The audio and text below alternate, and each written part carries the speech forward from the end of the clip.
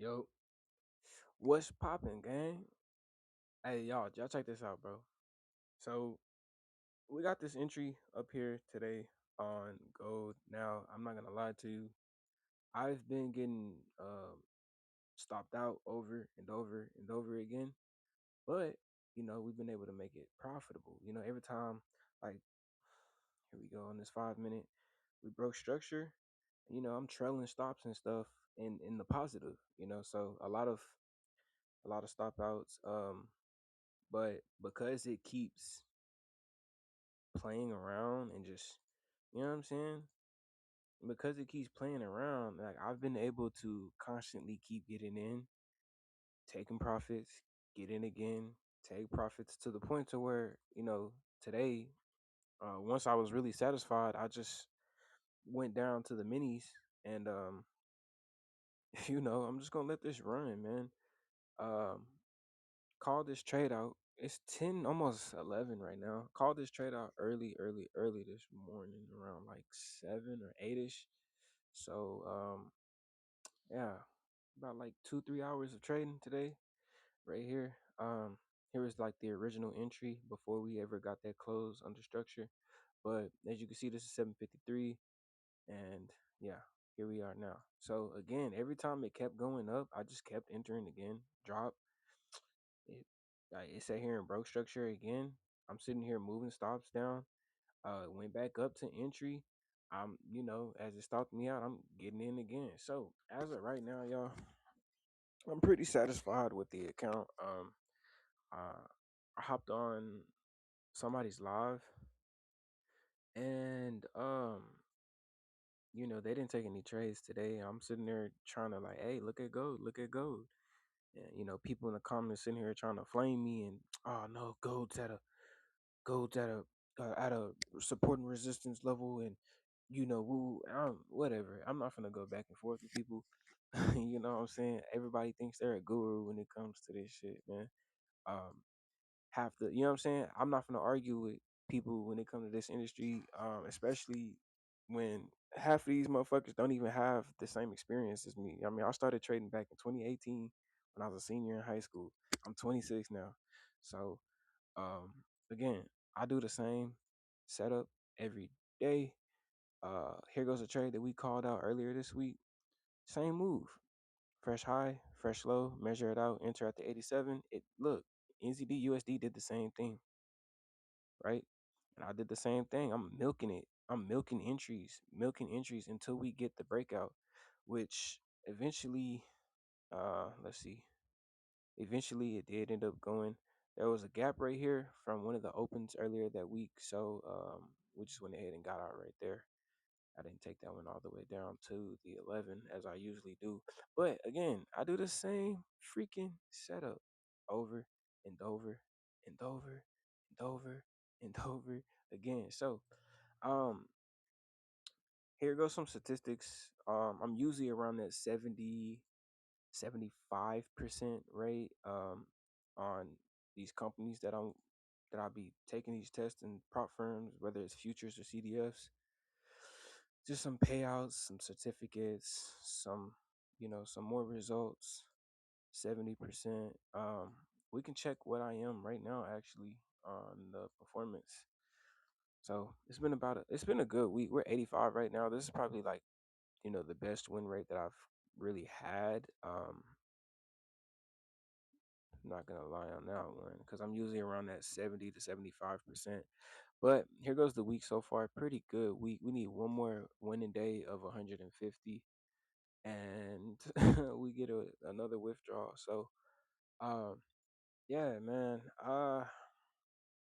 Don't really have too much more to say. This is just a little update. I might pause the video because TradingView got this cool little feature on here where you can record within the platform, right? But it only lets you record like 20 minutes. So yeah, man, this trade is supposed to be a 11R. Original stops really never got hit after we closed underneath the first thing. They were up here, but once we started breaking structures and stuff, once we started breaking structures and stuff, man, I was really confident on sales today. I wasn't finna go back and forth on with nobody else about why we should not be selling gold today. Um, Again, I can just walk through real quick why I sold gold. Um, so if you zoom in, these were the highs holding us, right? And so inside the blue circle are the fresh highs. And then if you go down, these were the lows holding us. And so inside this circle is the fresh lows. So all I do is measure out fresh impulse moves, whether it's fresh lower lows to higher highs or fresh higher highs to lower lows. In this case, it was a fresh higher high down to a lower low. We just measure it out and enter either at the 87 or the 11. But I don't just do that blindly. I do add in other confirmations and stuff like that. But I've been doing this for so long. Once I seen that gold had perfect fair value gap at the 87 and perfect fair value gap at the 11, I was like, oh yeah, I had no doubt in this trade at all whatsoever. And that's why I was able to take um advantage of today like the way that I did. So um yeah, man, honestly, the trade that I'm in right now, we're just floating like two something. What I'm going to do is probably just move stops down to break even. I really don't care if this hits anymore. I really got what I wanted for the day. An extra $700 would be cool. Um, but if not, it is what it is. Um, I milked this long enough. When I trade the session, I'm usually active the entire session. So yeah, it gets boring, especially when you systemize this stuff like the way that I did. I guess I can go back and show you guys a few more examples in my Discord. When it comes to my Discord, I'm gonna be honest, my Discord is private. It's just for me. It's just for my journaling. Honestly, I just keep my little updates through my process.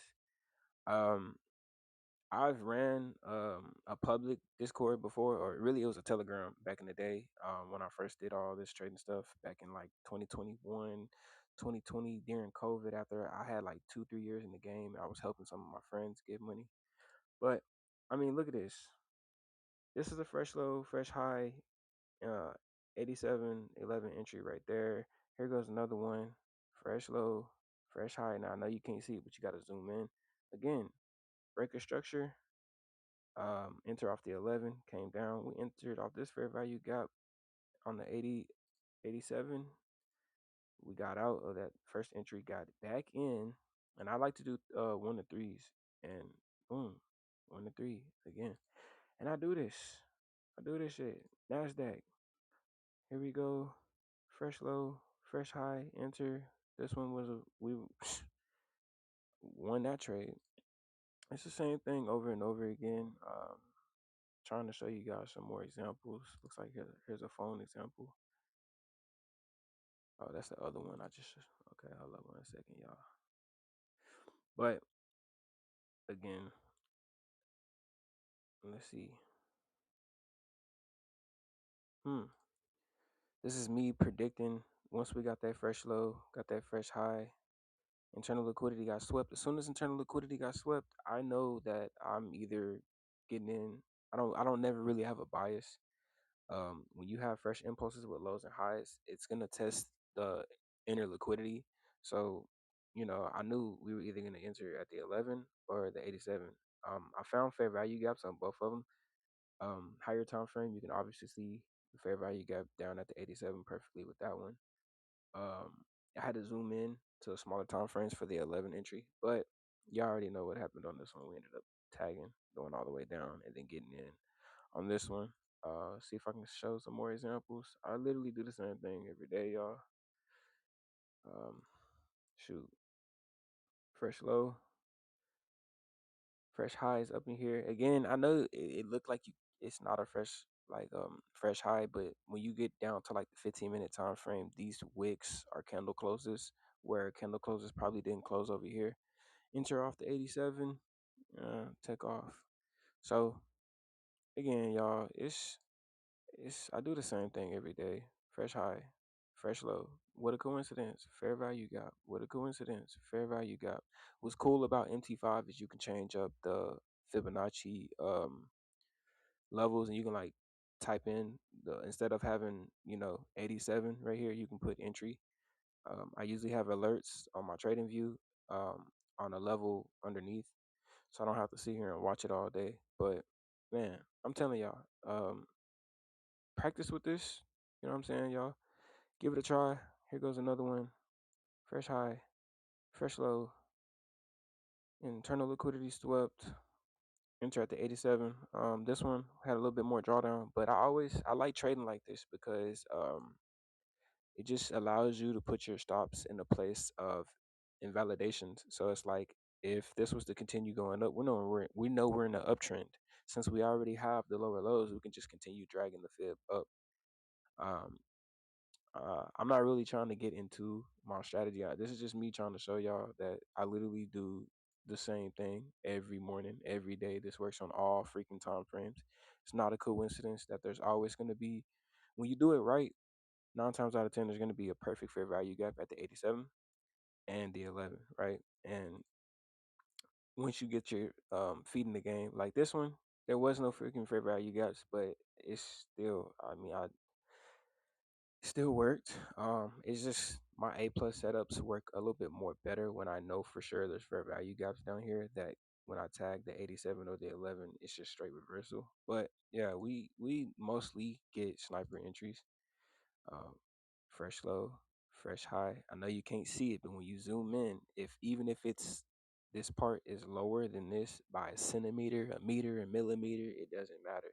It is a lower low. And so anytime the market gives you fresh impulses, which are fresh lower lows and higher highs, wait for some type of structure to be broke or some inner liquidity to get swept, and then target the 11 or the 87.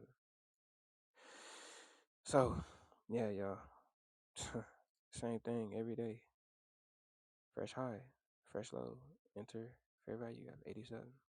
And this is what's caused me to be very profitable. When I only enter at the 87 and the 11, I have noticed that my win rate has gone dramatically off the charts, man. I went from being like a 60% win rate trader to you know, I'm really finna lock in this 200. Um I noticed whenever I became way more disciplined and allowed myself to only enter at the 87 or the 11, bro. And the reason being is because everybody's fib is like, I don't understand who be teaching y'all, who taught y'all. You can tell a lot of this shit is copy and paste because it's everybody's trading the same. I'm self-taught. Um, when I first started trading back in 2018, there really wasn't too much content creators or videos out on YouTube. Now there's over 100 billion videos and content creators and all type of shit, and it's cool. You know what I'm saying? I'm not knocking nobody's hustle, but it's like half these people just been in the game for a year or two. You know what I'm saying? Like y'all don't really know that much. Um, I'm new to futures. I'm be honest. I've always gone the CDF route or just having like an offshore broker account. When I did this, and me and my friends back in 2018 when we started. So after the years with all these new rules and regulations, and like I used to trade off of a broker called Hanko, not Hanko Trade, Hugo's Way, and it's like I've been stopped using them a long time ago. But again, um, what I've noticed over these years is like, bro, I don't understand why people make this shit so complicated. You got all these brand new terms, you got all these brand new like strategies and vocabulary words, and it's all the same shit, bro. And it's just like no wonder people are sitting here getting confused because there's a lot of garbage out there. But the way that I trade, it's I say set your fib up like this. Like if you notice, I don't even have nothing in the middle, and that's because that is the middle of the war. So what I mean by that is, just check this out. We call this the no trade zone, right?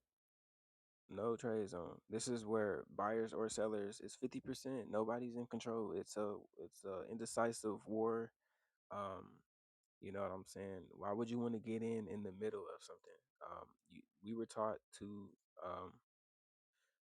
sell high and buy low. Well, that's what this looks like. When you have your fib like this allows you to catch continuations, to catch sniper entries at the points where the most expected volume is going to be, right?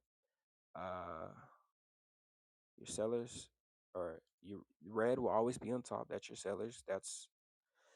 Um, this is the correct way of sell high. Yeah, sell high and buy low, right? And so that's why it's not a coincidence when you have your fib like this. And I'll move this no trade zone, but this is why there's perfect fair value gaps at the buy side and sell side, because this is where a lot of time price will just go back and forth from the true volume of where sellers and buyers are. You get what I'm saying? So this is, but it's per impulse, right? And so one thing that I've noticed when it comes to the trading community throughout all my years of watching and just, I'm always a student to the market, so I'm always trying to get inside of somebody's head and how do they see the market?